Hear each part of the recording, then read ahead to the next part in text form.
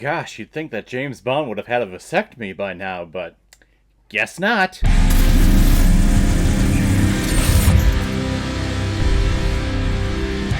No Time to Die, released in 2021, and is directed by Cary Joji Fukunaga, who's also directed such films like Sin Nobre, Jane Eyre, and Beasts of No Nation. And this film is starring Daniel Craig, Rami Malek, Lea Seydoux, Lashana Lynch, Ben Whishaw, Naomi Harris, Christoph Waltz, and Ralph Fiennes. And the reason why we're talking about this last outing of James Bond, especially Daniel Craig in the role of James Bond today, is because it was a PayPal recommendation and donation from I'm not going to say a long-time donator, but definitely a major contributor this year, Jeremy Pape. Thank you very much. I'm so glad that you found this channel and you're reaching out and you're supporting me so much this year. I can't tell you how much I appreciate it. If anyone else out there also wants to be like Jeremy and help support me and contribute to this channel, you can select the QR code that's in the bottom left corner of your screen right now. Send over your donation of $5 or more with your movie recommendation, and if I have access to it, I will watch it, review it, and give you a little shout out, just like what I did with Jeremy Pape here. James Bond has gone off the grid once again because he managed to fall in love with another woman who turned out she was holding secrets behind his back. But now all of a sudden the American CIA has reached out to Bond because there's still some weird things happening with the super villainous group called Spectre and their leader Blofeld, who is still behind prison bars with MI6. So James Bond straps on the Walter PPK and his tuxedo once again to infiltrate Spectre to see what's going on and to take down the newest supervillain who has the most evilest plan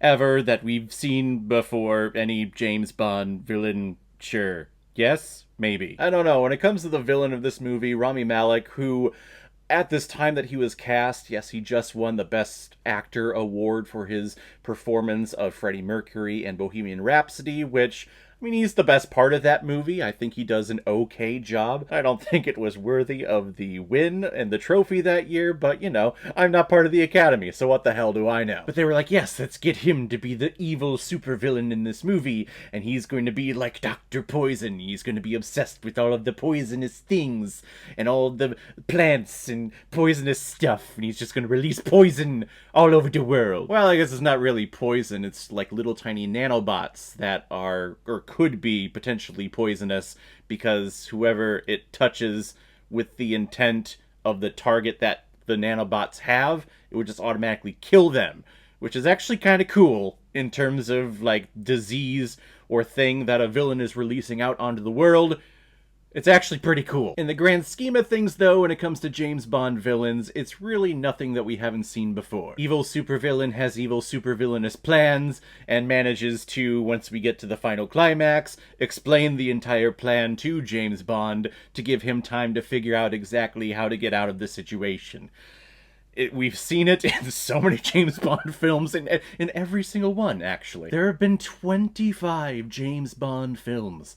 Like, that's insane. That's an incredible achievement. That's an amazing franchise. Of course, it helps once you kind of have a light reboot every couple of years, or after like every 5 or 6 films, you rotate the actors that come in who play the role. And I remember when Daniel Craig was cast for Casino Royale, a lot of people were like, who is this guy? And oh my god, he's blonde? We've never had a blonde Bond before. But Casino Royale turned out to be like the best Bond film ever made, with all the parkour action scenes and the awesome casino scenes. It's great. And I've really loved his run as James Bond. I didn't think that I would, but he has been an exceptional James Bond, and that's no different with his performance in this movie. After the last one, I thought he was kind of getting tired, and the ideas for this version of James Bond were getting a little thin.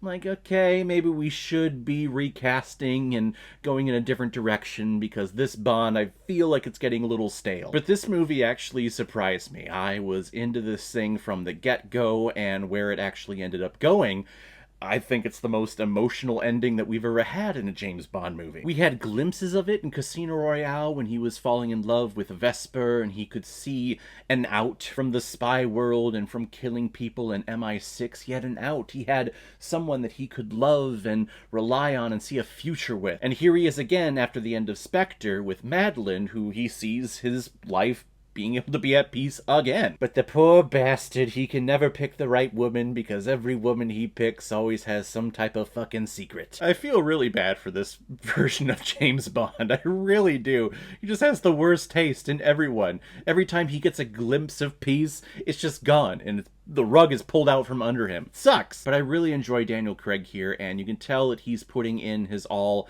You can also tell this is the last outing for this version of James Bond. I'm not going to spoil exactly why or what happens in this movie, but yeah, this is a fitting end for this character playing this role. I'm very interested to see where they would go from here with casting a new James Bond, which has been the talk for the last couple of years after this movie's been released. Who's going to be the next one? Honestly, I really don't care, because after seeing this film, I'm okay with the Legend of James Bond ending with this movie. Because I think that ending was beautiful, and I think the realization to the new family that he has in the end, at the very end of the film, I think is a wonderful realization for him, to where he feels like, oh, I can stop and I can find that glimpse of peace here for a couple of seconds. I don't know, the ending just really got to me. This is a character that I've been watching for my entire life. Dad would always be playing a James Bond film in the background like every weekend. Of course, they always have marathons on cable television all the time, but I think this is a fitting ending, and I don't think we need to continue on with this Legend of James Bond. Of course they're going to,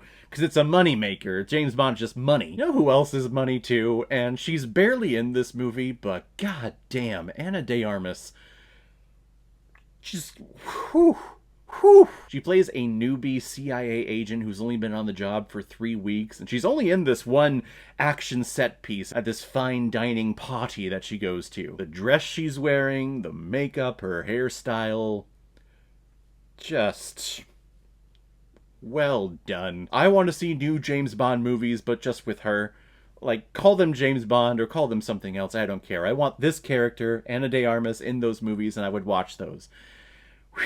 I feel like everyone here is on their A game. Ralph Fiennes, I think, is a great M. He's got some secrets in his closet that he doesn't want getting out, but apparently, and of course, James Bond already knows those. Léa Seydoux, who plays her character Madeline from Spectre, I think she's wonderful here too. She has those emotional moments just the same as Daniel Craig does in the final bits of this movie. I think the only performer that really rubbed me the wrong way, and I think she's always just rubbed me the wrong way in everything that she's done, is Lashana Lynch. She just always seems annoyed and just angry and, again, annoyed with every character that she plays. I'm really wanting to see some different type of character for her to play in some film. Maybe I need to do more research with her, but every single thing that I've seen her do, her character is tough, is in some type of leadership role, but is trying to prove herself, and she's always angry and annoyed with people. Gets boring after a while. Could we do something else with her, please? No Time to Die, I would say, is an exceptional James Bond film, definitely towards the top